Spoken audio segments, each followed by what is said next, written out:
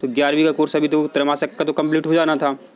तो अगर आपका 11वीं का कंप्लीट हो गया था तो आपका सिलेक्शन 100% श्योर है, क्योंकि 11वीं से बहुत क्वेश्चन पूछे गए हैं। तो प्रिय छात्रों, जिसका सिलेक्शन नहीं होता तो चिंता मत करें, आप चिंता नहीं करें, आप हमारे चैनल पर बने रहें, ठीक है। तो आपको नीट की तैयारी भी हम अच्छे से करवाएंगे सरल शब्दों में।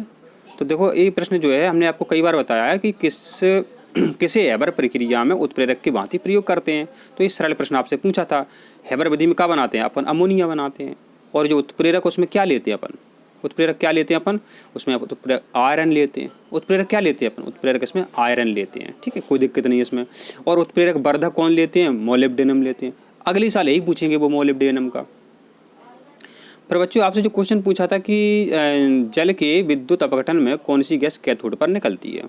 अब ये प्रश्न देखो बहुत सरल था, समझना बात। अब तो ऑक्सीकरण एनोड पर होता है, अपचयन कैथोड पर होता है। अपचयन कैथोड पर होता है और अपचयन में इलेक्ट्रॉन जुड़ते हैं। अपचयन में इलेक्ट्रॉन जुड़ते हैं। अपचयन हाइड्रोजन से संबंधित है। तो मिलता जुलता तो पूछा है आपसे। अगर जिसने तो इसलिए तो हमेशा कहते हैं कि आप रटो नहीं, समझो। समझने वाले ही सक्सेस होते हैं दुनिया में, ठीक है। तो इसका उत्तर आपका हाइड्रोजन था, ठीक है। तो कैथोड पर क्या निकलती है? हाइड्रोजन। एनोड पर ऑक्सीजन निकलती है, क्योंकि एनोड पर ऑक्सीकरण होता है। ऑक्सीकरण में इलेक्ट्रॉन निकलते हैं, अपचयन में इलेक्ट्रॉन जुड़ते हैं। तो उस पर आधारित ये अपना प्रश्न था। अगला प्रश्न था कि फेरस सल्फेट के ऊष्मीय अपघटन द्वारा लाल भूरे रंग का कौन सा यौगिक बनता है? तो फेरिक ऑक्साइड बनता है। और ये तो बहुत सरल था, प्रक्रिया संयोजन का उदाहरण है। ये हमने अपनी वीडियो में बताया तो वो सभी हमने उनसे मिलते जुलते आए हैं। आपकी इसलिए बोलते थे कि हम आपकी समझ को विकसित कर देंगे, आपको समझना सिखा देंगे, सोचना सिखा देंगे। कौन सा यौगिक पुताई के काम में आता है? तो आपको पता है पुताई करते हैं, दीपावली आने वाली, कई बार बताया। बिना बुझा चूना, जिसको अपन CaO कहते हैं, कैल्शियम ऑक्साइड कहते हैं। तो ये बिना बुझा चूना जो है पुताई के काम में आता है, आपको पता है। अब है कि कौन सा यौगिक ब्लैक और वाइट फोटोग्राफी में काम में आता है? तो चांदी कैसी होती है? चमकदार होती है और कई बार बताया है, हजारों बार, तो कि जो पुराने ज़माने में कैमरा चलते थे उनमें जो रील होती थी उनमें AGVR पुती रहती थी, कई बार बताया। और लेड नाइट्रेट का अवक्षेप का रंग कैसा होता है? पीला होता है। अब इसका अब जी है, इसका प्रयोग आपने स्कूल में 100% किया होगा। आपके स्कूल में आपके सर ने इसका प्रयोग कराया हो। एक प्रश्नावली होती है, लेड नाइट्रेट का अवक्षेप बनता है, पीला बन जाता है। आपके होगा सर आपने नहीं बताया, यूट्यूब चैनल पर नहीं बताया। अरे तो समझो, आपके स्कूल में तो बताया होगा। तो सबको मिला करके सक्सेस मिलती है। तो पीला अवक्षेप बनता है, इसको आपको वैसे ही हल करना था, सत्य करना था। फिर आपसे पूछा था कि साधारण धातु के ऑक्साइड की प्रकृति कैसी होती है। अब देखो, अब बाएं तरफ जो है धातुएं होती हैं, दाएं तरफ अधातुएं होती हैं। तो धातुओं के जो ऑक्साइड होते हैं वो अम्लीय होते हैं। धातुओं के ऑक्साइड पूछ रहा है, धातुओं के ऑक्साइड पूछ रहा है, ठीक है। तो धातुओं के ऑक्साइड जो हैं आपके क्षारीय होते हैं। जैसे कि उदाहरण दें आपको, सोडियम हाइड्रोक्साइड, पोटेशियम हाइड्रोक्साइड, जिंदगी भर से पढ़ा चले आ रहा है अपन। सोडियम हाइड्रोक्साइड, तो सोडियम क्या है? धातु है। सोडियम क्या है? धातु है। तो सोडियम हाइड्रोक्साइड कैसा हो जाएगा? क्षारीय नहीं हो जाएगा। अधातुओं के ऑक्साइड अम्लीय होते हैं। अगले साल वो ये पूछागा अधातु के ऑक्साइड बता दो। तो धातु के ऑक्साइड कैसे होते हैं? क्षारीय होते हैं। जैसे सोडियम हाइड्रोक्साइड है, मैग्नीशियम हाइड्रोक्साइड है।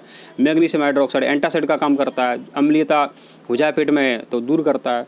अब जो ये क्वेश्चन आ गया, मिल्क ऑफ मैग्नीशिया माने मैग्नीशियम हाइड्रोक्साइड क्या है? तो ठीक है, तो इसका उत्तर देख समझना, इसका उत्तर वैसे एंटासिड है।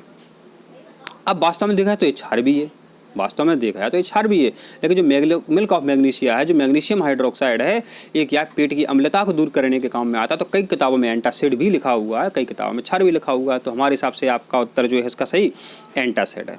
एंटासिड माने अम्लता रोधी है। जब पेट खराब हो जाता तो एंटासिड माने मैग्नीशियम हाइड्रोक्साइड की शीशी आती है बाजार से, उसको ले आते हैं और पीते हैं। ग्लोबल लवण का सूत्र है, ये सरल पूछा था आपसे, कई बार हमने वीडियो में बताया है कि ग्लोबल लवण का सूत्र है। 5-6 सूत्र हैं, वो हमेशा घुमा के पूछते हैं। तो ग्लोबल लवण का सूत्र है sodium sulphate 10H2O, Na2SO4 10H2, ये ग्लोबल लवण का सूत्र है। एक गैंग यू क्या है भाई साहब, ने गलत लिखा है, गैंग होता है अशुद्धियाँ होती हैं। गैंग क्या होती हैं? अशुद्धियाँ होती हैं। तो धातु की अशुद्धियाँ क्या कहलाती हैं? गैंग कहलाती हैं, ठीक है। फिर पूछा था कि थर्मेट अभिक्रिया का उपयोग होता है। जैसे रेल की पटरी टूट जाती है तो जो वेल्डिंग करते हैं तो रेल की पटरियों की दरारों को जोड़ने में थर्मेट प्रक्रिया का उपयोग करते हैं। इसमें जो एल्यूमिना वगैरह जो है इसका मिश्रण रहता है। कौन सी धातु मुक्त अवस्था में पाई जाती है? तो क्या पाई जाती है? प्लेटिनम पाई जाती है। क्या पाई जाती है? प्लेटिनम पाई जाती है। सोना पाया जाता है। कभी पूछेंगे कि एकदम शुद्ध अवस्था में कौन सी मिलती है, तो वही उत्तर आपका प्लेटिनम या सोना। तो इसका उत्तर आपको ये लगाना था, प्लेटिनम या सोना। ठीक है। अगला प्रश्न था कि एक सेल जिसमें जस्ता इलेक्ट्रोड है NH है, माना मानक हाइड्रोजन इलेक्ट्रोड हो, वो जस्ता किसकी भांति काम करता है। जस्ता देखो, जस्ता इलेक्ट्रॉन त्यागता है हमेशा, तभी तो इसकी सेल बनाई जाती है। +2 इलेक्ट्रॉन त्यागता है, जो इलेक्ट्रॉन त्यागता है उसे ऑक्सीकरण कहते हैं।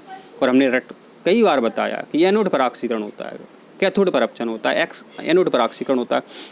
तो ऑक्सीकरण में इलेक्ट्रॉन निकलते हैं, जस्ते से इलेक्ट्रॉन निकलते हैं, सबको पता है। क्रियाशील है, क्यों क्रियाशील है, क्योंकि इलेक्ट्रॉन निकलता है, इलेक्ट्रॉन निकलता है, ऑक्सीकरण है, एनोड है।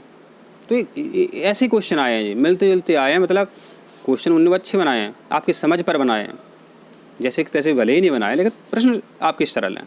तो जस्ता जो है एनोड की भांति यहाँ पर काम करता है, क्योंकि यहाँ पर ऑक्सीकरण होता है, इलेक्ट्रॉन निकलते हैं जस्ते के यहाँ से। ठीक है। और अपचयन को क्या कहा था, अपचयन में इलेक्ट्रॉन जुड़ते हैं, कई बार बताया, कब नहीं बताया, सब वीडियो में बताते हैं। अपचयन में इलेक्ट्रॉन आपको सर आपका जैसे तैसा नहीं आया, अरे इसलिए हम हमेशा वीडियो में बोलते हैं कि आपकी समझ को विकसित करेंगे। हमेशा जैसे आप नौकरी का एग्जाम जब भी आपको परेशानी आएगी, मतलब अब नीट का एग्जाम देंगे तो घुमा फिरा के ही पूछेंगे, वो जैसे तैसे नहीं पूछेंगे। तो अपचयन को क्या कहते हैं, अपचयन में इलेक्ट्रॉन जुड़ते हैं। इलेक्ट्रॉन जुड़ना क्या क्या कहलाता है, इलेक्ट्रॉनीकरण। इलेक्ट्रॉन जुड़ना इलेक्ट्रॉनीकरण कहलाता है, अपचयन में इलेक्ट्रॉन जुड़ते हैं। और ये है पोटेशियम नाइट्रेट का संतृप्त लेने वाला उपयुक्त लवण सेतु। तो इसका पोटेशियम आयन का वेग NO3 आयन से अधिक होता है। अब तनुता द्वारा विद्युत अपघट्य विलयन की तुल्यांक चालकता वृद्धि का क्या कारण है, तो वृद्धि का क्या कारण है, तो आयन की मात्रा में वृद्धि हो जाती है। जब आयन की मात्रा में वृद्धि होगी तो अब तुल्यांक चालकता है, 12वीं का क्वेश्चन है, एक हर साल आता है तुल्यांक चालकता का। लैम्डा EQ कैसे आता है, किसी विलयन की तुल्यांक चालकता उन सभी आयनों की चालकता होती है, किसी विलयन की तुल्यांक चालकता उन सभी आयनों की चालकता होती है जो 1 ग्राम तुल्यांक विद्युत अपघट्य को बोलते हैं। लैम्डा EQ बराबर K/V होता है। अब क्वेश्चन हर साल आता है, 12वीं का आपसे पूछा, अभी अब 10वीं ही मान के चलो, अब 11वीं में आपने क्या 1-2 महीने तो है। ठीक है। तो आयन की मात्रा अब तो सरल था। अब चालकता की बात आई थी, हमने कई बार बताया कि चालकता में वृद्धि कैसे होती है, जब आयन में ज़्यादा बनते हैं, इलेक्ट्रॉन ज़्यादा होते हैं। जब आयन की मात्रा ज़्यादा होगी, आयन ज़्यादा बनेंगे तो चालकता में वृद्धि होगी। तो मिलते जुलते तो सब आया। अगर आप 10 दिन केमिस्ट्री हमसे पढ़ लें तो आप किसी भी परीक्षा में फेल नहीं हो सकते केमिस्ट्री में, क्योंकि समझ विकसित हो जाएगी आपकी। कौन अनुचुम्बकत्व प्रदर्शित नहीं करता, तो Cl2 ऋणायन, Cl2 ऋणायन इसका ये होना चाहिए, Cl2 ऋणायन वाला। Cl2 ऋणायन जो है ये अनुचुम्बकत्व प्रदर्शित नहीं करता। ये सब अजय अनुचुंबकीय हैं। अनुचुंबकीय वो होते हैं जिसमें अयुग्मित इलेक्ट्रॉन, अयुग्मित इलेक्ट्रॉन अनुचुंबकीय, जिसमें सभी प्रतिचुंबकीय इलेक्ट्रॉन इसमें। और कौन सा अर्धचालक के रूप में प्रयोग किया जाता है, तो आपका आर्सेनिक है, कई बार बताया हमने, आर्सेनिक है, जर्मेनियम है। ठीक है। तो ये आर्सेनिक है, जर्मेनियम है, इनका उपयोग अर्धचालक के रूप में किया जाता है। फिर 3D संक्रमण श्रेणी में परमाणु क्रमांक वाले तत्व होते हैं, तो 21 से 30 तक होते हैं, 21 से 30 तक होते हैं, 21 से 30 तक होते हैं। और एक उसमें पूछा था सेट में कि कितने होते हैं। ठीक है, वो संख्या आपको बतानी थी। और ये है कि बात्य भट्टी में गालक की तरह कौन सा काम में लेते हैं, तो बात्य भट्टी में गालक की तरह काम में लेते हैं। देखो ना, अब इसमें सभी ऑप्शन गलत हैं, सभी इसमें ऑप्शन गलत हैं। तो सही उत्तर इसका क्या था, कैल्शियम ऑक्साइड था, CaO था। अब इसमें लिखा है CuO, तो ये क्वेश्चन आपका रिजेक्ट हो सकता है अगर किसी ने इस पर आपत्ति लगाई। तो CaO कैल्शियम ऑक्साइड था इसका उत्तर। क्या करते हैं, सबसे पहले इसमें कैल्शियम कार्बोनेट लेते हैं और कैल्शियम कार्बोनेट से कैल्शियम ऑक्साइड प्राप्त होता है। तो कैल्शियम ऑक्साइड जो है गालक की तरह काम में आता है। अब कैल्शियम ऑक्साइड इसमें लिखा ही नहीं है, क्या तो आप समझ गए कि बात्य भट्टी में गालक की तरह किसका प्रयोग करेंगे, तो कैल्शियम ऑक्साइड का प्रयोग करते हैं। अब नहीं है इसमें तो क्या करेंगे अपन।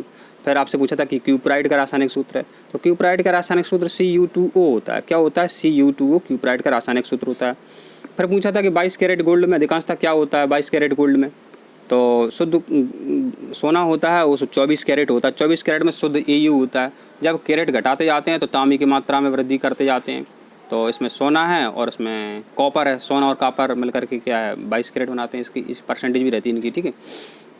फिर पूछा आपसे कि किस तत्व के संयोजकता कोष में 7 इलेक्ट्रॉन होते हैं, 7 इलेक्ट्रॉन। तो इसका सही उत्तर आपका halogen, fluorine, chlorine, bromine, iodine, एस्टेटिन। तो इनके बाहरी कोष में 7 इलेक्ट्रॉन होते हैं। इस कारण तो ये एक इलेक्ट्रॉन ले लेते हैं, एक इलेक्ट्रॉन ले लेते हैं। ठीक है। तो इसका उत्तर आपका ये हेलोजन सही है। हमेशा प्रश्न हेलोजन पर आता है और पेपरों में पूछे गए हैं। क्या है, सबसे ऋण विद्युत ऋणात्मक तत्व कौन सा है, फ्लोरीन है। एक साइड में पूछा गया है कि FON क्या है, विद्युत ऋणात्मक हैं। तो मतलब फ्लोरीन परिवार के जो तत्व हैं, हेलोजन परिवार के जो तत्व हैं, सभी सेटों में प्रश्न आए हैं। नोबल धातुएं क्या होती हैं, माने उत्कृष्ट धातुएं क्या होती हैं, अच्छी धातुएं क्या होती हैं, निष्क्रिय धातुएं क्या होती हैं, तो उसका उत्तर आपको क्या लगाना था। तो नोबल धातुएं आपकी किस में घुल जाती हैं, अच्छा घुल जाती हैं तो एक्वा रेजिया में घुल जाती हैं। जो नोबल धातुएं होती हैं, जो निष्क्रिय धातुएं होती हैं, ऐसे प्लेटिनम है, सोना है, तो ये आपकी एक्वा रेजिया में घुल जाती हैं। एक पेपर एक सेट में पूछा है एक्वा रेजिया किससे बनता है, तो 3 भाग होने चाहिए आपके HCl और 1 भाग होना चाहिए नाइट्रिक अम्ल, सांद्र होनी चाहिए। उसमें ये एक सेट में ये पूछा है, तो ऐसे ही पूछे उन्होंने। अब इसका देखो IUPAC नाम कितना सरल रहता है। तो यहाँ से नंबर लिखना शुरू कर दो, 1 2 3 4 5, 1 2 3 4, तो 4 ये मिथाइल है आपका, तो 4 मिथाइल हो गया। अब 1 2 3 4 5, ये 5 हैं, तो 4 मिथाइल पेंट। और यहाँ से शुरू किया था 1 2 3 4, तो 1 क्या ईन हो जाएगा, तो 4 मिथाइल पेंट बनीन, 4 मिथाइल पेंट बनीन, आपका ये उत्तर सही था।